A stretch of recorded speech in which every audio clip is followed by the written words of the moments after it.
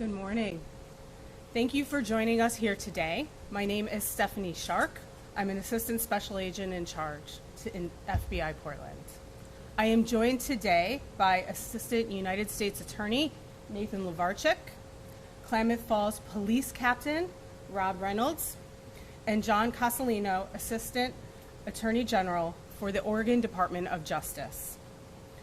Although law enforcement daily combats violence and tragedy, some cases alarm even the most seasoned investigators, particularly when shocking details are revealed and we see that there may be multiple unknown victims. The case we are here to announce today, uncovered in Klamath Falls, Oregon, is that kind of case. And while the alleged perpetrator is already in federal custody, the disturbing evidence uncovered to date points to an individual's ongoing and escalating pattern of violence targeting women in multiple states throughout the country. When police responded to a 911 call in Klamath Falls, Oregon on July 15th, they discovered a makeshift cinderblock cell with a metal door and a singular light bulb above for light in a residential garage, and a woman who bravely escaped her terrifying circumstances. Sadly, we believe there are more victims, as well as persons out there who might have vital information relevant to our ongoing investigation. We are seeking the public's assistance to help us spread the word about this case in the hopes of reaching all of those people. Let me tell you more about our subject. 29-year-old Nagasi Zuberi is also known by several aliases. One is Sakima, another is Justin Haichi, and another Justin Kawasi. He is currently in federal custody for alleged interstate kidnapping after a Seattle woman escaped his home in Klamath Falls, more than 450 miles away from where she initially met him. Thereafter, she alleges she was kidnapped, shackled, sexually assaulted, and locked in this makeshift cell. According to the complaint, the woman fought for her life, beating the doors and the walls of this cell with bloodied hands. Through her perseverance, she broke free and waved down a passing motorist asking for their help to call 911. The victim's focus, actions, and her will to survive triggered a law enforcement response that may have actually saved many other women from a similar nightmare. Through quick and decisive law enforcement action across many local, state, and federal agencies, we were able to get Zuberi into custody in Reno, Nevada the following day. Klamath Falls Police Captain Rob Reynolds will now speak more about what happened that weekend in July, how the victim escaped, and the impact to his community.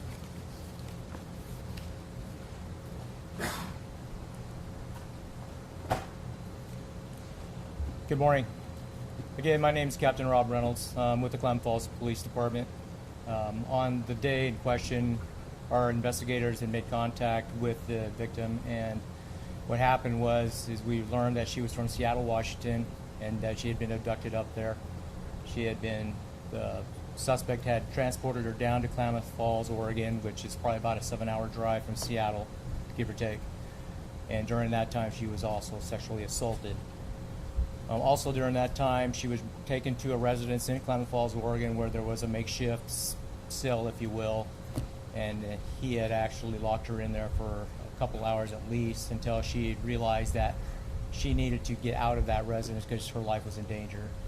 And she took the substantial steps to force her way out of that cell, and then she ran out into public, flagged down the first vehicle she could find, and then she was taken to safety. Then 911 was called, and then we responded to help her. We learned that what happened during that time, during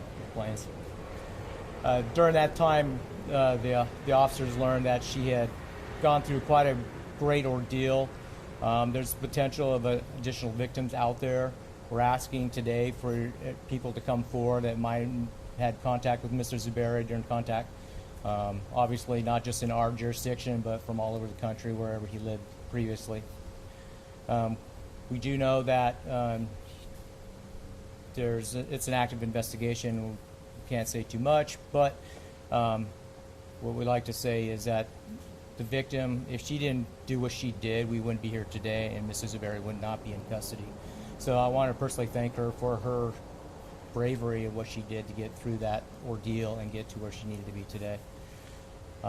We do want to also let you know that there are also victim services that the FBI is going to be providing on their website, and that information will be provided to you shortly, and that we want to make sure that any additional victims come forward, that those services are going to be provided to them and they're going to be taken care of.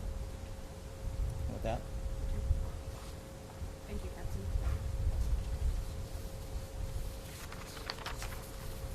The FBI and our partners, to include Oregon State Police, acted quickly and were able to safely track down Mr. Zubairi within hours of his efforts to evade law enforcement. Our partners at the Reno Police Department, Nevada State Police, and Las Vegas FBI safely captured him after a 45-minute standoff in a public parking lot at a major shopping center in Nevada with no injuries to themselves or others. Assistant United States Attorney Nate Levarchek will now discuss any prosecutorial actions in this case. Good morning. My name is Nate Levarchek from the U.S. Attorney's Office. I'm an assistant U.S. attorney here in Oregon, and I'm the branch chief who supervises our Eugene and Medford offices. To add to what's already been said, on July 17th, we obtained a federal criminal complaint charging Mr. Zubairi with one count of interstate kidnapping. That charge carries with it a maximum sentence of up to life in federal prison. The court recently unsealed that criminal complaint, which lays out the probable cause supporting the charge. I do want to note that that is a charge, and just that. It's an accusation of a crime, and Mr. Zubairi is presumed innocent until he's proven guilty. After law enforcement arrested him in Nevada, he appeared in federal court there in front of a judge on July 26th, and that judge in Reno ordered him detained pending his transfer to Oregon. The U.S. Marshals Service is now in the process of bringing him back to Oregon to face the kidnapping charge, and we anticipate that he'll appear in federal court in Medford, Oregon, in the coming weeks. At that hearing, our office will seek his continued detention and argue that he is a flight risk and a danger to the community. This is an ongoing investigation. I'm not able to offer any more than that, but what I do want to offer is my compliments and the collaboration and the efforts of our federal, state, and local partners, including FBI, the Klamath Falls Police Department, Klamath County District Attorney's Office, Oregon State Police, Reno Police Department, and the Washoe County, Nevada District Attorney's Office, who all moved quickly and in coordination with each other to apprehend Mr. Zubairi. So with that, I'll hand it back to FBI ASAC Stephanie Shark. Thank you. Thank you. Our investigation has continued vigorously over the past 2 weeks since Zubairi's arrest, extending into multiple states where he resided from August 2016 and to the present. Those states include Washington, Oregon, California, Nevada, Utah, Colorado, New York, New Jersey, Alabama, and Florida. To date, Zubairi has been linked to at least 4 sexual assaults in 4 other states. We believe there may be more victims.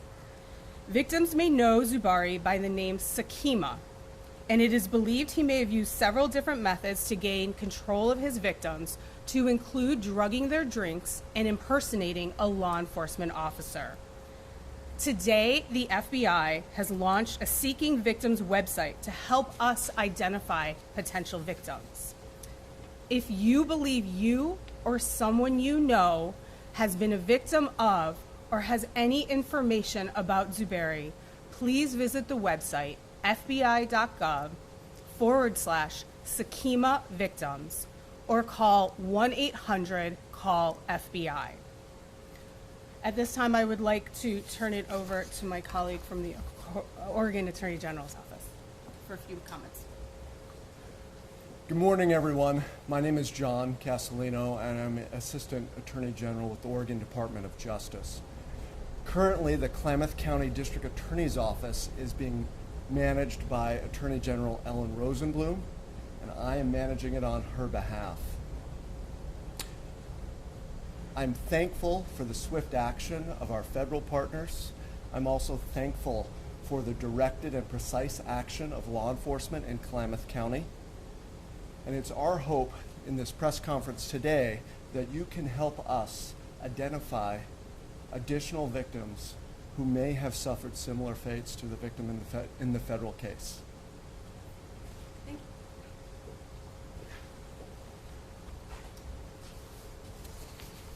Finally, I want to thank the brave women who fought for their lives to get us where we are here today. Now it is our turn to take their burden and fight for them, any other victims out there, and seek justice. Thank you. At this time, we will take just a few questions. So as far as sexual assaults, what states did those occur in? Did it happen here in Oregon, California, what states? Aside from the one that we're discussing here in Oregon, because those are active investigations, we're not going to name the states at the time. I'm sorry. How long was the victim held in the cell before she escaped? The victim was held in the cell a few hours before she escaped. Speaking of that cell, obviously it appears it's not hidden. It's in this garage. So what role, if any, did his wife play in this? Was she aware of what was going on? Due to the ongoing nature of the investigation, we can't go into those details. We're still uncovering a lot of them. Nobody else is charged at this point, though. Not at this point, no. How is the victim doing? Have you heard anything about her condition? The victim is strong and courageous, and right now she is physically okay. And we are working with her through our Victim Services Department to make sure that she has whatever resources she needs to continue to be resilient. Have you already identified other victims at this time? Just the 4 that I mentioned, but we will not go into their names or locations right now. Have there been charges in those other 4 sex assaults? Not at this time. Who was the person that she flagged down when she managed to escape? We are not releasing that information right Can you now. talk about the injuries she sustained while trying to break out of this cell? Sure. For that, I'm going to defer to my colleague from the Klamath Falls Police Department. So the victim, when she was trying to escape the cell itself, she had repeatedly punched it with her own hands, and she had several lacerations along her knuckles from doing so. Do you know how long it took for her to escape? That I don't know. How was she able to get out? Was it locked? How was she? It was locked. Again, because of her ability and her survival mindset, this was a screen door. She punched it several times to break the welds, ripped the screen down, and she crawled through a small space to get out of that place because she knew something bad was going to happen to her. Is this buried from Oregon or a different part of the country? That I don't know. I'd have to refer to my colleagues here. It is not believed he is from Oregon. He has only been in the state a few months at this time. Does he have a job? Does he do anything for work to make money? We're going to let you guys do your investigation into that. We're not going to release any of those details. Do you know if his wife or children were home at the time this woman was placed in the cell? I cannot. Do you have an estimate on how many other victims there might be? Unfortunately, we do not. And our concern is based off of the information that has been made public in the complaint and released, that there is escalation of violence and intent. And so we are concerned that if we work backwards, we're going to find, unfortunately, numerous victims, which is why we are actually seeking your guys' help to do that.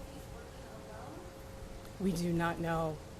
This is one of those cases where, again, a lot of times we'll get a case and we'll think it is what it is on its face. And the more we look into this case, the more we can become concerned as law enforcement that there may be more that we're missing. And so that's why right now we are still at the infancy stages of the investigation. We can't answer a lot of questions, and we really want to seek the assistance from victims, because that's what's really important here, is making sure that anybody else who may have information to help us knows how to get in touch with us. So please pass along the website. Last question.